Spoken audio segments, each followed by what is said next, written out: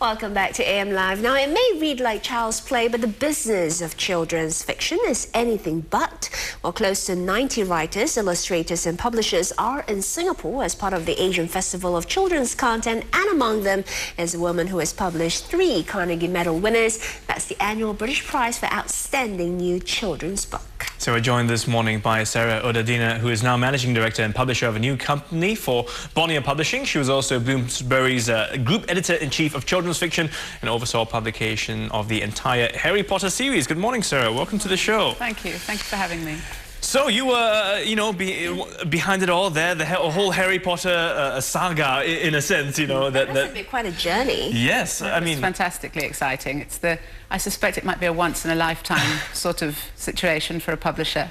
But you were there from the start till the end. From the start, did you anticipate such success? Could you already see it? We always knew it was an exceptional book, the first book. I don't think anybody could anticipate this kind of global success. But we knew it was very, very good. So I don't think anybody that was involved in the publication was surprised by the extent to which the books have spread around the world. Does that make your job a lot easier when the book's good already? Oh, it's the only way. Yeah. We rely entirely on authors to write exceptional books, and we publish them, help them get the books into the hands of readers. So what is it about the book or the content that makes it exceptional? What are the things or criteria that you look out for? I think everybody looks out for different things, because editors basically are just readers. So we look for things that are attractive to us as readers. And I like character, I like relationships, I often like humour, strong narrative, really compelling plots, stories that we believe in. Those are the simple ingredients. Of course, it's magic, really, when it all comes together. So I guess, which is why different companies will have very different kinds of authors, because different editors would be hitting and looking for different things. Yes, exactly. It's a very personal business, and editors really are driven by their personal taste and their relationships that they form with authors. What about children's books? I mean, how different is that from what we would see as adult fiction? I don't think it's different. I think the content is often different in a book, but I don't think the assessment of quality is any different. I think it's the same. But there seems to be a trend where they do a lot of crossovers now. It doesn't only appeal to the younger generation, but also to young adults as well. Exactly. Is that the way to go? I think it's part of the way to go. It's an exciting new element of our business, which has really emerged in the last few years, that a book will appeal to somebody in their 20s and even in their 30s as much as to a 16-year-old. Right. But I think in a way that proves my point that really a children's book isn't different to an adult's book in terms of quality, but perhaps just in content. So it's how the content is presented, I guess. Is that what you're saying? Exactly. I think in a children's book, there often has to be a child's perspective rather than an adult's perspective, but it can deal with the same difficult issues and complex ideas. But I would think for an author, it would be a tricky business, because, when you're writing, you sometimes in your language or the way you phrase things, you have a certain audience in mind, and when you're having to entertain such a wide age group, that will be pretty... But I don't, obviously I read a lot, and I'm somebody like J.K. Rowling has written really masterful books, complex, sophisticated, with great emotional depth. The fact that her characters are young people is perhaps the thing that makes them most suitable to children. Neil Gaiman's literature, having written for a long time for adults, he's moved into the children's field, and the complexity and sophistication of his writing didn't change. Perhaps it was just the age of the characters that changed. And what's interesting is that many of the children's books today seem to be a little bit dark, I don't know, or talking about darker, vampires and ghouls. Yes. I mean, is that a trend, or is that just... Well, the Grimm's fairy tales were written a long time ago, and they were quite dark too. I think maybe we had a trend in the middle somewhere where people felt that children needed a much more sanitized, safer world in their literature, but I'm not sure that that's entirely true. I think children like to be spooked as well. Because I'm thinking about what I grew up with, Enid Blyton and the Hardy Boys and things like that. Nancy Drew, adventure stories. They still sell.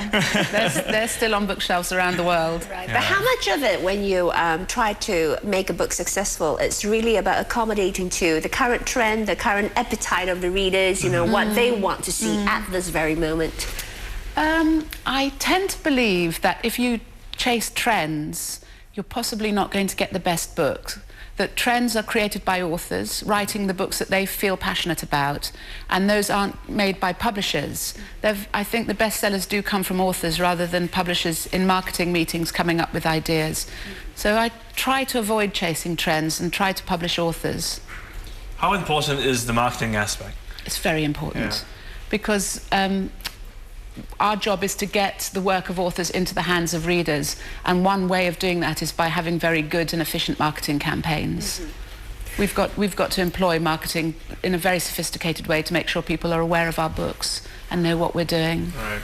I guess I asked that also because sometimes now we see some pretty bad movies come on screen, and they get away because there's a lot of hype, a lot of marketing. Yes, can it work for a book as well? Can a book with not such a great story, you know, make it, in that sense? Well, I'm not sure. We had a very interesting talk yesterday at the festival, and this was one of the questions that came up.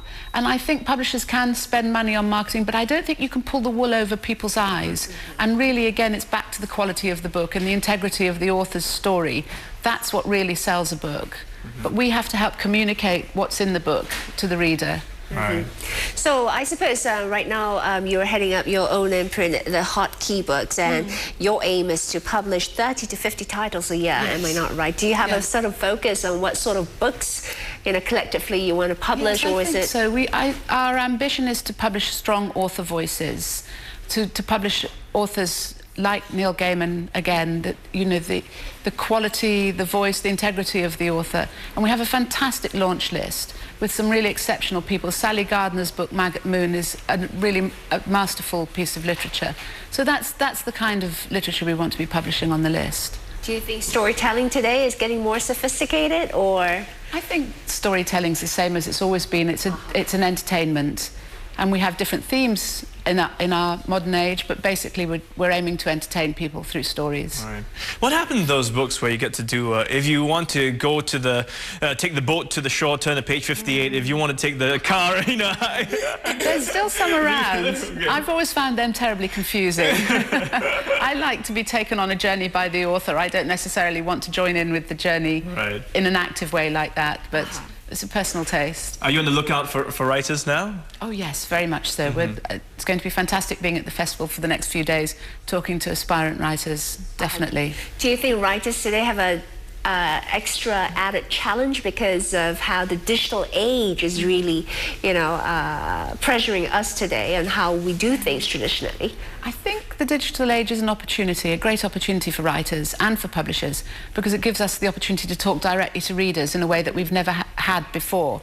Before, we've always had to go through booksellers or librarians, but now we can communicate through the wonderful access that the internet gives us straight into the lives of readers.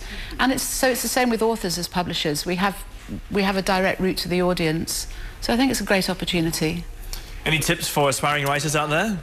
Keep writing. Yeah? Yeah, I'm afraid that's the only thing. Just keep writing. Believe in your story and keep writing. And hopefully somewhere along the way we'll pick you up, and then that's when it all happens. The magic happens.